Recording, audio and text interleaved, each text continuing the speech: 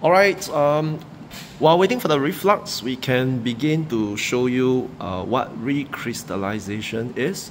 Okay, so over here we have the preheated solvent. In this case, we are using distilled water, and then over here is the crude salicylate acids, okay, which will be the products from the reflux reaction, which is still ongoing.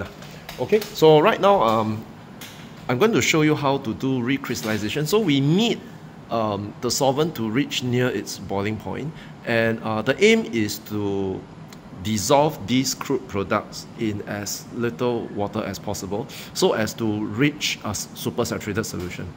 Yeah, so we're going to add the water, in this case the distilled water, until the solute just dissolves. Yeah, so usually we'll just put it here, but for the risk of it being decomposed, right, I'm just going to leave it here for a while, and then I'm just going to add in some hot solvents. Okay, so this is what I'm going to do. I'm going to add in some hot solvents. Okay. Of course, when I add in, I should be swirling, but I'm holding my phone, so it's not very straightforward to swirl. Okay, so I'm just going to swirl a little bit. Okay, I'm just going to leave it here. Okay, then right now I'm just going to slowly add in the boiling water. Okay, I'm just going to add in from the sides. Okay, you can see that it's clearer, fully. Okay, I'm going to do it slowly. You need to have a lot of patience in doing this. Okay, yeah, because it does take a bit of time. Okay, so after I'm done, I'm just going to swirl a little bit. Okay, to ensure that the bulk of it gets in touch with most of the solutes. Okay, just going to shift this a little bit. Okay, yeah. Okay, I'm going to continue. Okay, adding. Okay, but of course, you should be wearing the cotton gloves. But over here, because we are experienced, so we know which part of the glassware is not as hot. Okay. Okay, so I'm just going to swirl a little bit more to ensure that the solute gets evenly distributed. Okay. So I'm just going to continue doing this because it does take quite a bit of time. So a lot of patience is required. Okay, so we're just going to observe what's going to happen.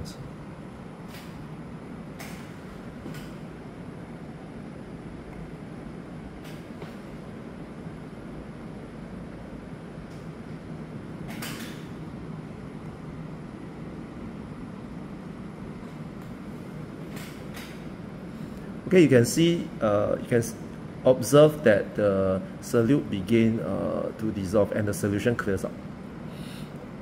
Okay, you can see the condensation around here.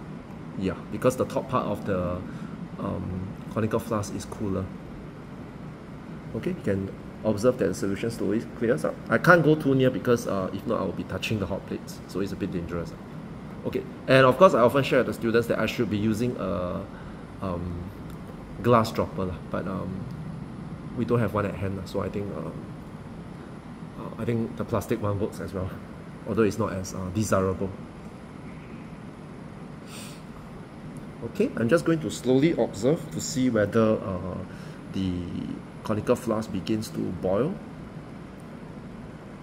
Okay, of course, for those of you who have seen the older version of the website, you will know that the crude product of salicylate acid is powdery or maybe a bit flaky in terms of the shape or this.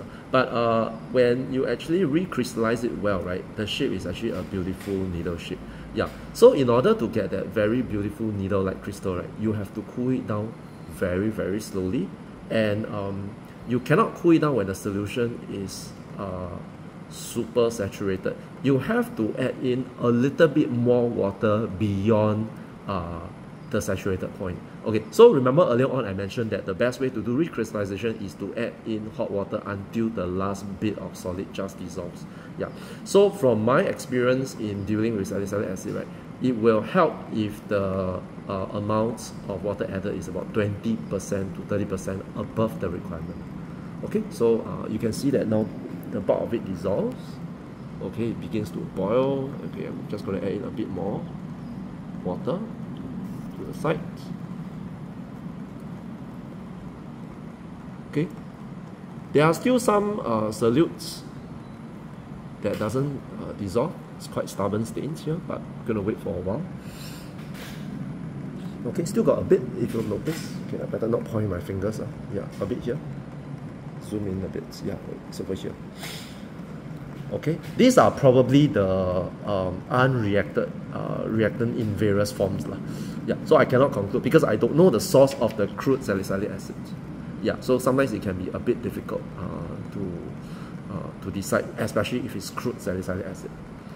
Okay, yeah, so I'm just going to wait for a while, wait for it to boil. This is definitely a bit hot. Okay, yeah, it's pretty hot right now. Okay, so I'm not going to hold it. Okay, going to add in a bit more water. Okay, I'm just going to add beyond the saturated solution. Okay, I have already explained why, because I want to grow beautiful crystals. Okay, so now you can observe that the bulk of it has already dissolved. You can see that there's no more solutes. Okay, maybe a top view as well. Okay, top view. Okay, yep. Okay, no more solute. Okay, just gonna hang on for a while I go and take the cotton gloves.